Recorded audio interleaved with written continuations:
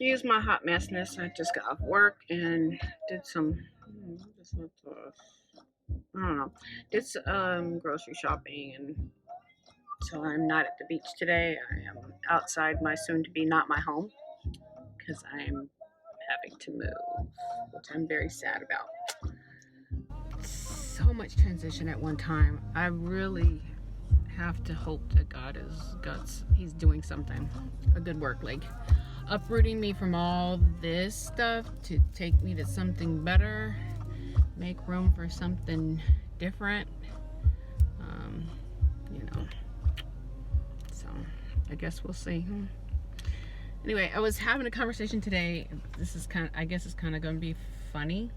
I was talking to a friend of mine, and as you see, I'm in my car again.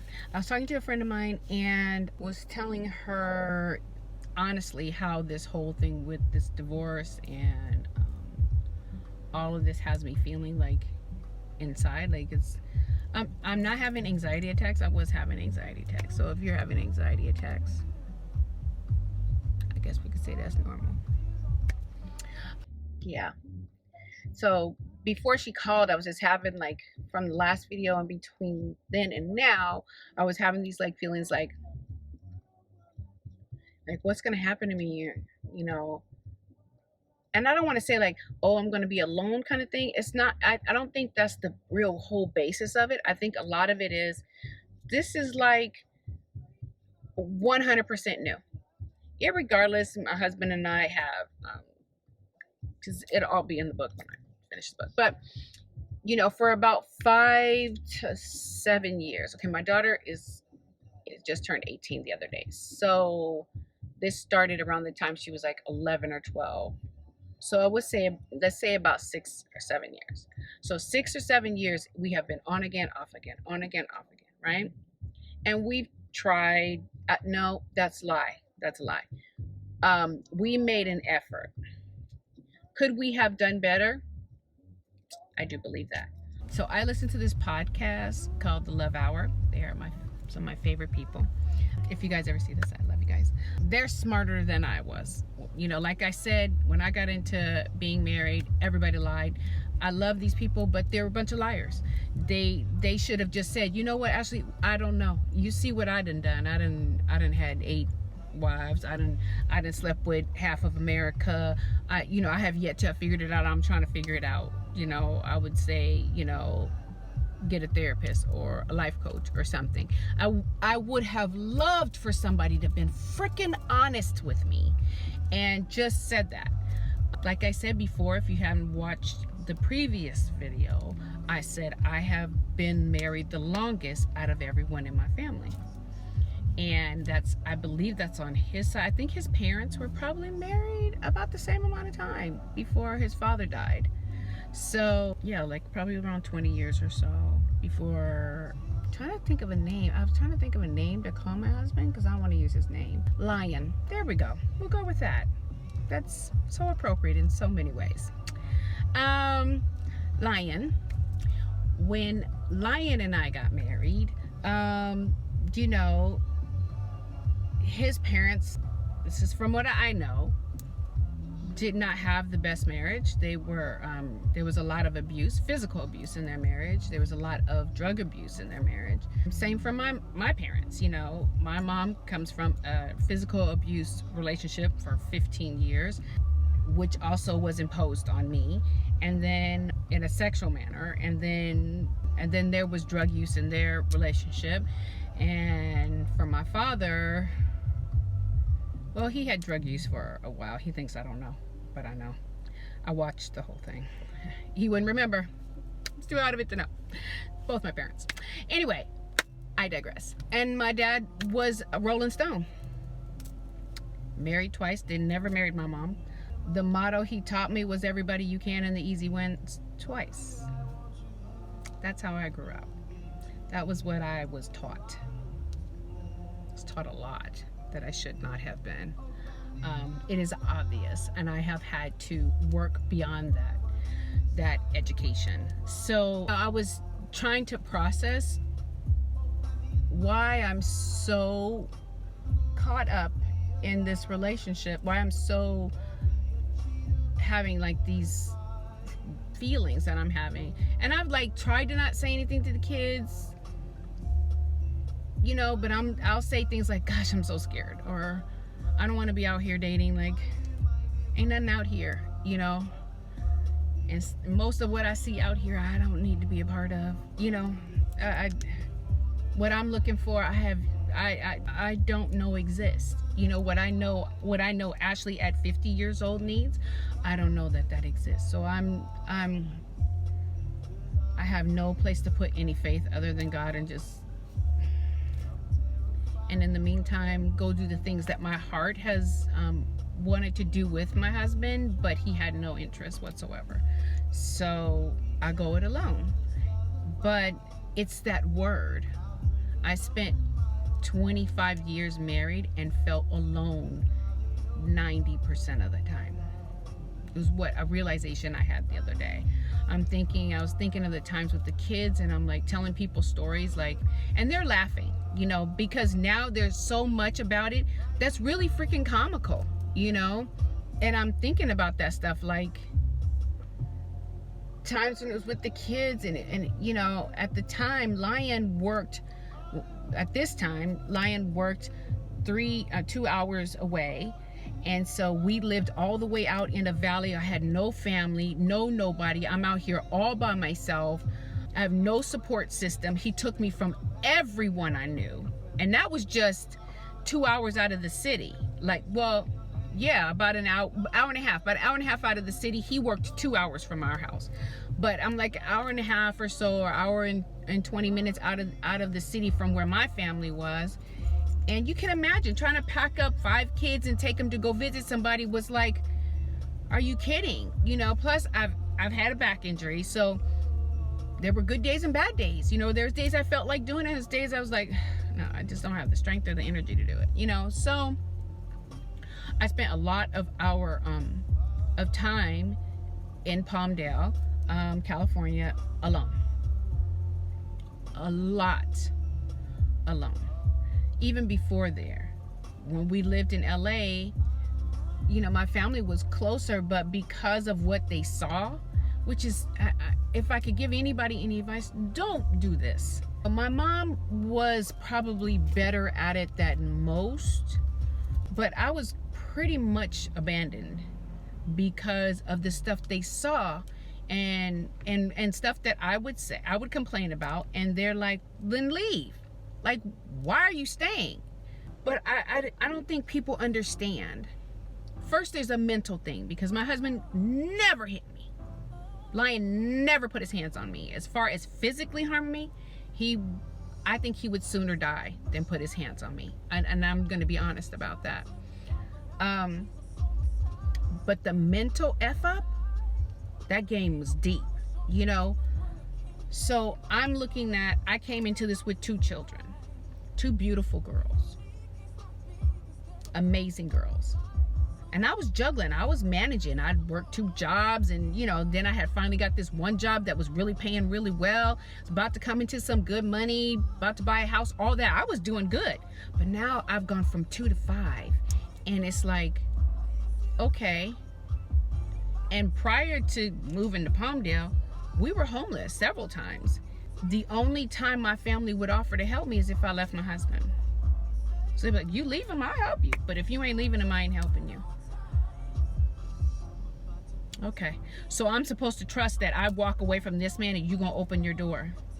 You sure about that?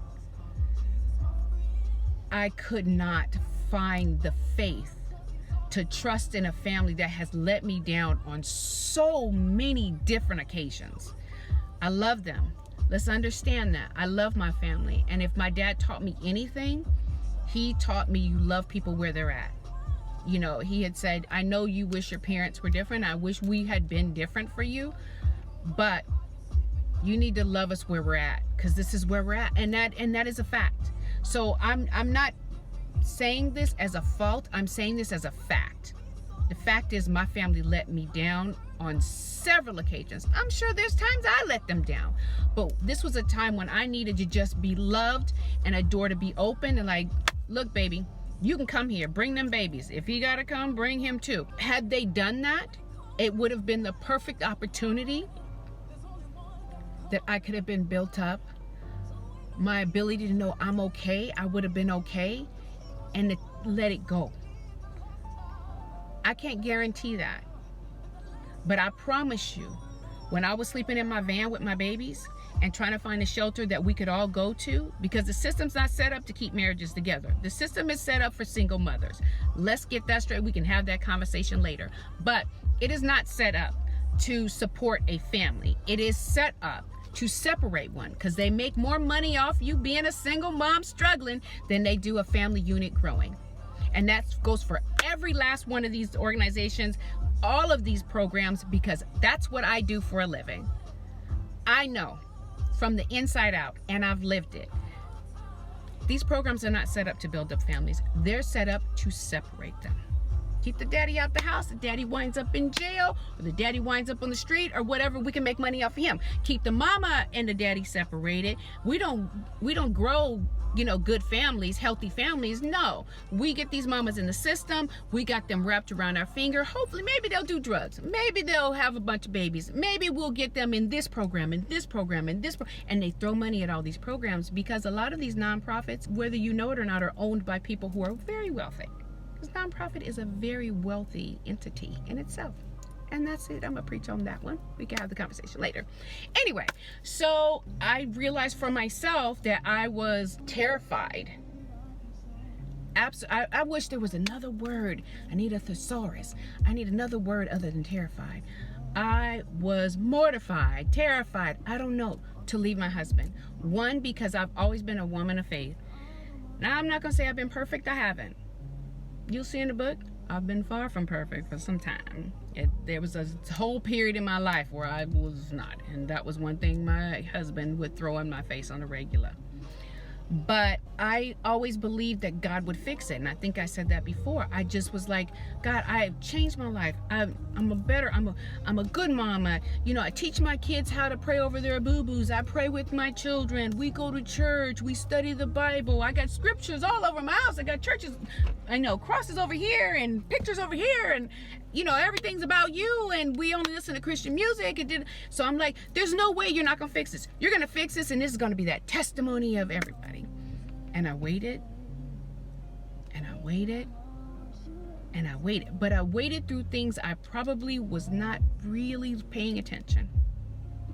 I waited through stuff being said to me that was emotionally, psychologically damaging. I waited through bouts of homelessness over and over and over. I waited through, my husband losing his job and me, not long after having had back surgery or having had a baby, I can't remember, but getting up and saying, that's okay, I'll go get a job. And I went and got a job. Like I said, I'm gonna get a job. I went out and got a job. I'll tell you one thing about me. If I go for the job, I'm gonna get it. I'm not one of those that be like, no. I may be timid about some things, like renting a house and stuff like that. There's things that I can, but if I'm going to go for a job, best believe I'm going to get it. God ain't never let me down on that, and I know me. So I went for a job, and I told him I was gonna go get a job. First, what I did was we were trying to start a t-shirt business. We had all these t-shirts, and he wasn't helping me sell them. And I'm like, how are we gonna sell them? I knew nothing about the internet. I'm a mom at home. My job is to take care of these people. My job is to raise the future, right? So I'm not thinking about how am I gonna sell these t-shirts. It just seemed like a great idea, and I supported my husband, right? He's sitting on the sofa depressed, not doing anything.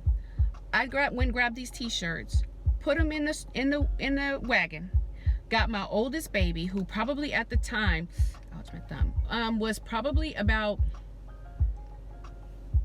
9 or 10. And I grabbed her. We put the t-shirts. We went on Crenshaw Boulevard, and me and my baby sold them t-shirts. Came back with cash money. He looked at me like I was crazy. We took that wagon. We didn't have money for gas. We walked all the way down several blocks to get to Crenshaw Boulevard. We got on the side of a road, a busy street, and me and my baby were standing out there selling t-shirts, and we sold those t-shirts, and we brought home cash money. And then a week later, I went and got a job at my children's school. He did not like the attention that I was getting, because of course he thought everybody liked me, but people liked me, but it didn't have nothing to do with men. It was just, I made a lot of friends, and I loved being there, and I loved working with the children and the families, and you know, I enjoyed it. Like, I just enjoyed it. I'm a people person, even though I'm very much somewhat an introvert. If I'm out there and I'm in something I love, oh my gosh, I enjoy it. I light up. It's my, you know, I don't know, it's like you flip the switch and she's on. It's literally just who I am. So I went and got a job working at the school, and I was doing like the front gate security and some other stuff. I don't know, they had me doing a bunch of stuff because they wanted me to stay. But before I knew it, I had full-time hours, and that bothered him. Next thing I knew, he was like, you need to quit this job. I'm like, no, we ain't got a job. I went and got a job today. I got a job, this and the other. You need to quit. You don't need to be working this. Now, mind you, true enough, I started having problems with my back. This is a fact. Because I was out in the cold a lot. I wasn't inside, I was outside. And sitting outside in the cold was really hard on my back. But I knew my family was relying upon this check. And so I'm like, get up every day, walk to the school, walk home. There was times he would come and meet me. There was times he wasn't. There was times he'd ask me why did it take me so long to get home. There's times I have to be like, well, I actually stopped to look at some flowers. And that'd be true, because that's me, you know. But anyway, so I wound up quitting that job. But I said all that to say this, that it was never the fact that I did not, when I didn't have faith in myself. It was the fear factor of displeasing God, making a bad decision on leaving my husband, just when he was gonna get it. You know, and it was that thought that then the other girl gonna get him, and I done all this work, and he's gonna be an amazing husband to her. Hell no. You know, do you know how much work, you know? And that was really immature on my part, you know. And I am not a quitter.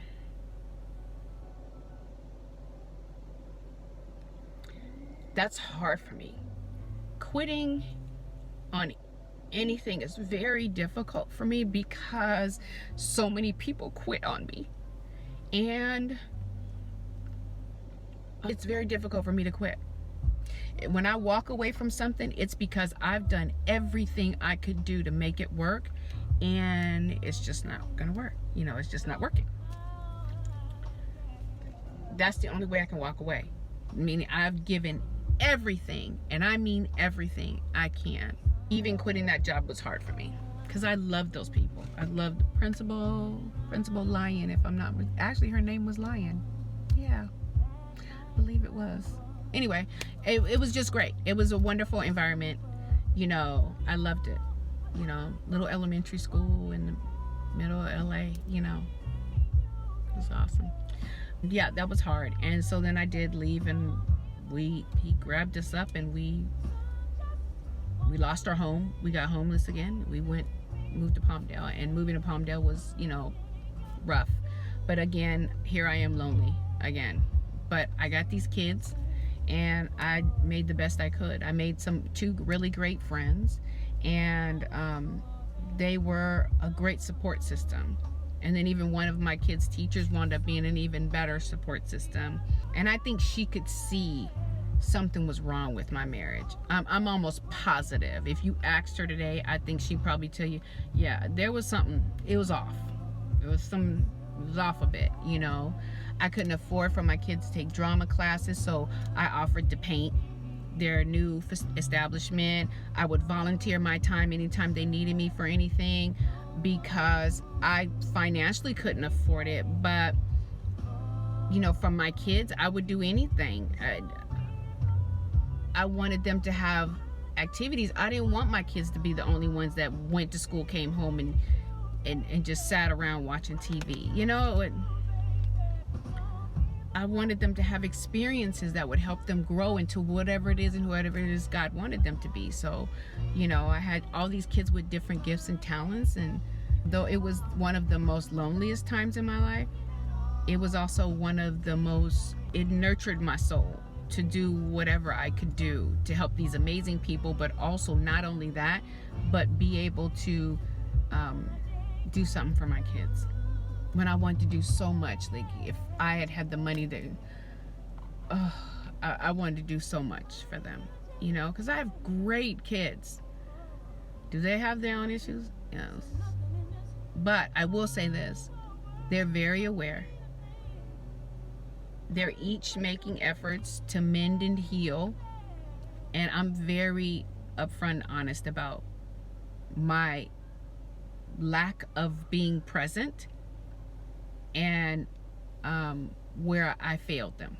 I was physically present, but I was emotionally very much caught up in my husband. He would call and I better answer. If I didn't answer, who you with, where you at? So, you know, trying to be present with your children is really hard when you're being checked every 20, 30 minutes. You know, it drove the kids crazy. He was calling me constantly. You know, it was really rough. So here we go now. It's time. I go to court tomorrow, and I was trying to process these last few days, trying to process divorce. Like, it is just a very hard word for me to say. And I'm thinking about everything I just said to you, even more. I've processed and thought about all these different instances and things that have happened over the years, and it has definitely been a uncomfortable process. He asked for the divorce. He, matter of fact, pretty much told me, he told me to go get it, go fill out the papers, go do it, but he didn't want to participate. So I obeyed his wishes. So the other day I was thinking, like, what do you wear to divorce? So I'm very much like a fashion person. I don't know about fashion. I like to put outfits together. I like to get dressed. I like to do the outside. It makes me feel good for me and my skin, you know. I'm 50 years old. I don't have the body I had at 20. I'm trying to save up some money so I can create somewhat of the body I had at 30. I just wanted to be tight and right. I equate like fashion as like people put on makeup to make themselves feel better or whatever. It's the same thing for me. So getting dressed and putting together outfits and, you know, oh, that looks cute. You know, I look in the mirror and I'm like, oh girl, you look cute. Nobody has to say anything. I don't care if nobody says a word. To me, in my head, I look in the mirror, I'd be like, go ahead, girl. You know what I'm saying? It's a thing. It's my thing. So I was thinking, what do you wear to divorce? So those of you who are divorced, what did you wear to divorce? What did you wear to divorce court? I have to go tomorrow. My first thought was, I was telling my coworker, I had her laughing. I was telling my coworker I was gonna wear all white. I have this white thing that I had gotten, that somebody at work had given me, that I was like, I had held on in case me and my husband decided to go somewhere and renew our vows. So I've been hanging on to this thing for 2 years now. I've never worn it. All white, really pretty. I finally got some leggings and a lace thing to go underneath. I was so excited. I was like, any day now we're gonna, you know, renew our vows, and we're gonna get our shit together, and we're gonna, you know. So I've been holding on to this thing. So then I thought the other day, I was like, I'll wear the outfit, all white. Then I thought, the judge's gonna be looking at me, this girl look like she happy to get rid of this man. Like, she in all white, like, whoo, starting all over again. Clean the slate, you know? And I was like, maybe not. Then I was like, maybe I'll wear red for fire. You know, I'm sassy. No. You'll be, look at this hussy. Then I was like, I couldn't figure out. I was like, purple. Purple's my thing. Hence the scarves on my car. And my car seat covers that I'm getting ready to replace. And my steering wheel thing that you can't see. Anyway, but, and my nails and my hair. So I love purple. So I was like, wear purple. I was like, no, that's not a good idea. So then I was like, I know, black. I've been wearing black. I didn't really notice quite a bit since I submitted the papers. And I think it's because I am mourning the death of my marriage. I am mourning what my hopes and dreams were for my marriage and for my relationship with the man I still love, Very much so. I love him for who I thought I was marrying, and I love him for who I believed God showed me he would be or could be. And in those moments when he was being great, so I'm probably gonna wear black tomorrow because it's just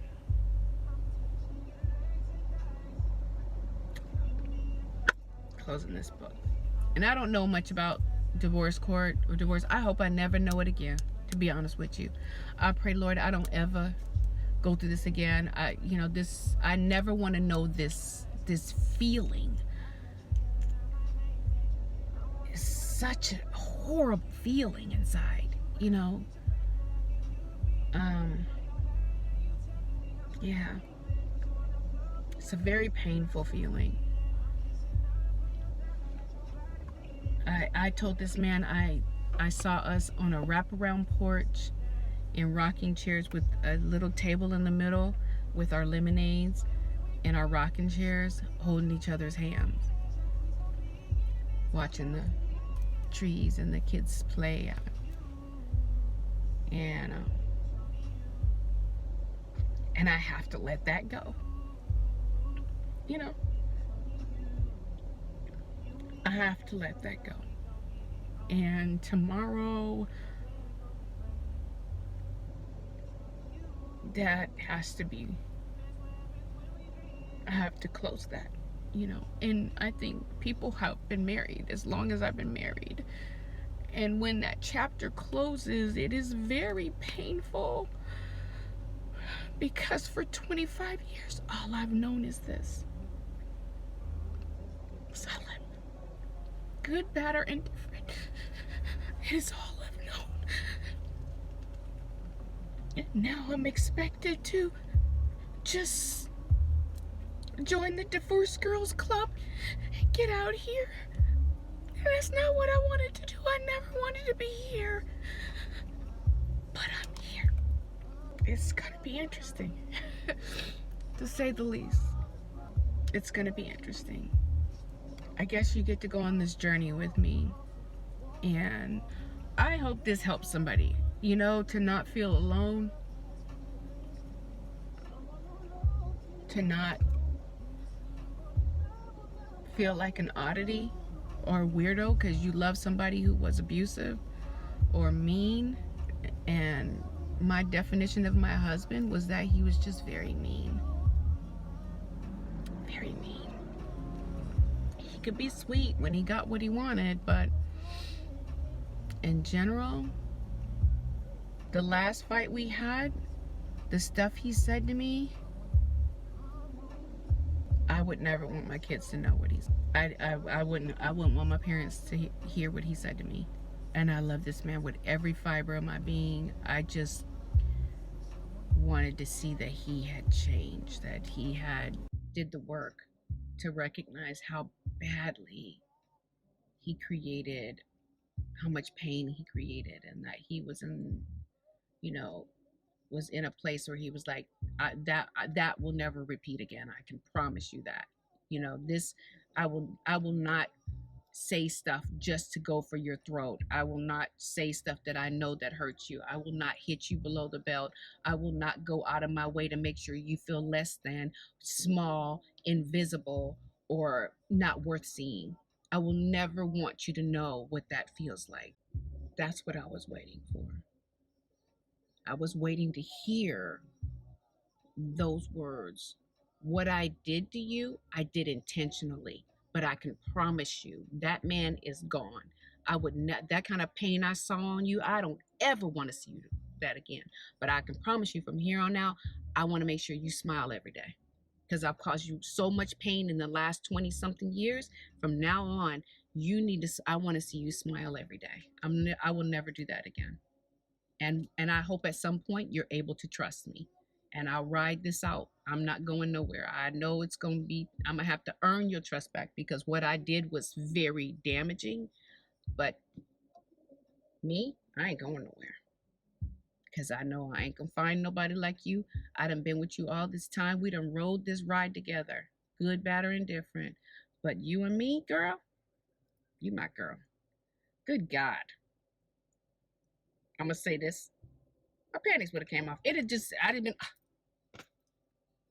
and knew he was sincere about it. Been a whole nother situation. But there were apologies. But then a couple days later, there were name calling and picking me apart for not being the right kind of godly woman. So here I sit.